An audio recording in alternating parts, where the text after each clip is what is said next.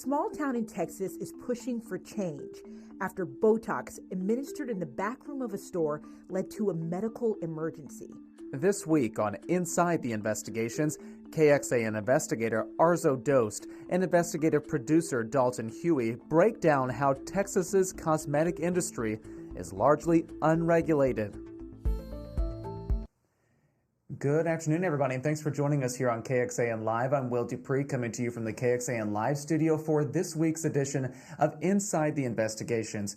Joining me today to have this conversation is investigative reporter Kelly Wiley, and we are bringing in some other guests today too. But Kelly, it's nice to see you. Happy Wednesday. Happy Wednesday. I'm glad we're getting to talk about this story. It's very interesting. It caught a lot of people's attention, and what we're talking about here is this story. You can read it in the investigative section on KXAN.com. Backroom Botox, a Wild West in Texas. The two reporters joining us now who brought us this story are Arzo Dost and Dalton Huey. They're joining us today.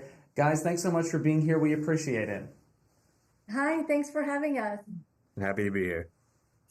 Okay, Arzo and Dalton, thank you for joining us. You both have been looking into the cosmetic industry in Texas. You went to a small town called Dublin as a part of that reporting, which begs the question, what does Dublin have to do with this industry? Well, Kelly, this was a tip that actually got our attention. We found out about it and decided to look into it and went to Dublin to see what was going on. And what we discovered was that there's a police investigation that's currently still open. There was a woman that had found a retail store in the town of Dublin, which is north of us. She'd gone into this retail store because she'd seen some social media about a deal on a lip flip, which is Botox in the lips. So she'd gone with a friend to get Botox in her lips, and it was in the back of a store. There was a little back room with a curtain. And she decided, why not? Let me go ahead and do this. It was her first time. Well, she said when the injector did the bottom lip, everything was fine. But as soon as she got to the top lip, she noticed and started feeling like something was happening to her. An EMS report actually tells us that she had a 5-minute seizure and was vomiting. She says she doesn't really remember anything afterwards because she passed out. Luckily, she is okay today, but it says that it took her a while after that incident for things to start feeling like normal again. So Botox in the back of a store, it really doesn't seem like much of the best conditions to be able to get that procedure done. Are the police in that community looking into this at all, Arzo? Well, that's what caught our attention. Well, police are investigating this case and they have talked to the district attorney's office. We want to point out anyone can inject Botox in Texas as long as they are under the supervision of someone with a medical background. And so you can go to a training, but you've got to be connected to someone that is supervising you and is aware of everything you're doing. And because of what happened in this medical incident, the Dublin Police Department say they are investigating this case. And in fact, they're looking at possible charges of practicing medicine without a license.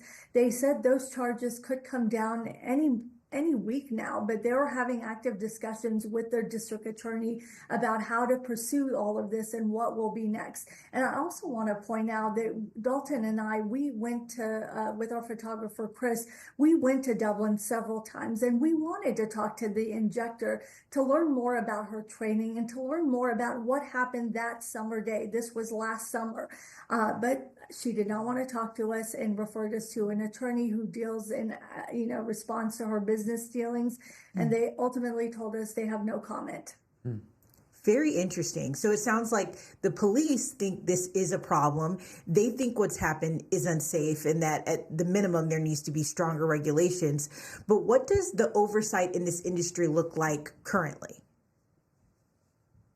It's a great question. And we were kind of surprised to find that there's actually very little oversight in the industry in Texas. We found that Texas is actually only one of 4 states in the country that doesn't have a state regulatory board or licensing agency that has overarching oversight on the industry, and makes it to where they don't know who is doing what, who is providing injections. And we actually asked the medical board for a list of physicians that serve as supervising, medical professionals for these third-party med spas, and their response was they couldn't tell us because they aren't regulated or they aren't required to be licensed through any agency in Texas. And as a result of that, it makes it to where medical boards, law enforcement can only rely on complaints or referrals from other agencies in the event something happens. Let's focus more on what the Texas Medical Board had to say. What else did they share when you all reached out to them about this situation? Well, they say there's always more that can be done to protect patients, right? But they also say they can't speak to or against any kind of proposed legislation or laws that are already in the books. But they say they are concerned about some of the things they're hearing, in particular, Botox parties, complaints about those. And as Dalton mentioned, it hasn't really been reported all that much, and we're understanding and finding out through doctors and other medical professionals. The problem is that sometimes people are embarrassed to report what they've experienced, or sometimes they just don't know where to go and report problems. So that is also impacting kind of the oversight aspect of this. So it sounds like this is largely being tracked by complaints, according to your reporting. What are some of those complaints that the Texas Medical Board has seen? Yeah, so we found that since 2018, the Texas Medical Board has taken 63 actions against both individuals and physicians for their practices in this industry. The majority of those were against individuals. Most commonly was, practicing medicine without a license, without proper supervision, without any medical professionals. The additional actions that were taken were against physicians for improper supervision or delegation, for those physicians who would serve as a supervisor for third-party med spas elsewhere.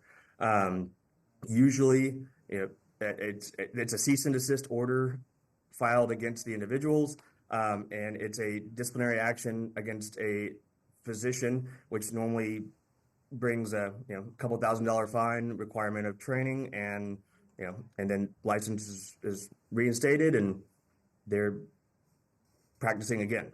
The majority of these were taken since 2021, and I know that the medical board actually referenced the fact that this has been a growing trend that they have seen. Most recently, it was just last month actually, a man in Houston was arrested for operating a med spa. He was charged with 4 felony offenses of practicing medicine without a license that actually caused harm to somebody, which resulted in an aggravated assault charge for injecting unknown substances into his clients. The irony about his case was that he actually was already on our list of cease and desist orders that the medical board took from 2020. Clearly, the cease and desist didn't change much, and we actually asked the medical board about that. What does a cease and desist mean? How do they enforce that? These people are actually ceasing and desisting practice, and it sounds like as far as enforcement goes, there's really not much. They clarified that a cease and desist is really meant to serve as a public notice to inform people that this person is not supposed to be doing this at all. Other than that, when something like this happens, kind of like the Houston case, a referral to law enforcement is made, and at that point, it's kind of in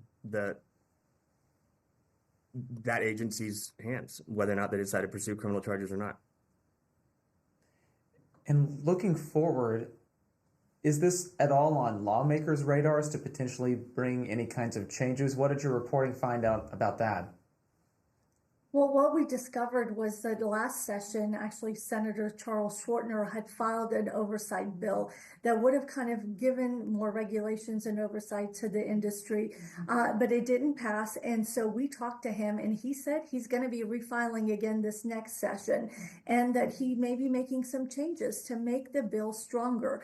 He says ultimately, right now in the state, medical professionals can have, disciplinary action taken against them if something does go wrong. But what about the cosmetologists and estheticians? You see them working at med spas. What about the industry as a whole? What more needs to be done so that there is safety for the patients? So that's something he's going to be looking into, and something we'll, of course, be following.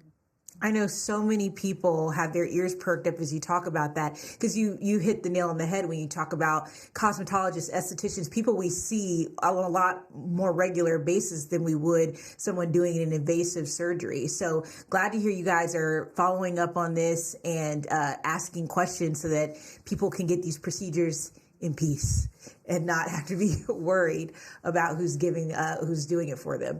So thank you so much. Be sure to check out the reporting on KXAN.com. I know a lot of people were tuned in for the Wild West of Botox in Texas. The full pieces are available on our website. But thank you again to Arzo and Dalton. We appreciate you making time today and talking about your stories, and we'll look forward to what comes next. Thanks, guys. Thank you. All right, everybody. Kelly, I think that'll do it for this episode of Inside the Investigations. Another good conversation that we brought. News you could use this time, Absolutely, right? Absolutely. Yeah, much more safety to focus on there, too. Exactly. All right, everybody. That is Kelly Wiley. I am Will Dupree. We will see you back here at another time. Hope you all enjoy the rest of your day. Take care.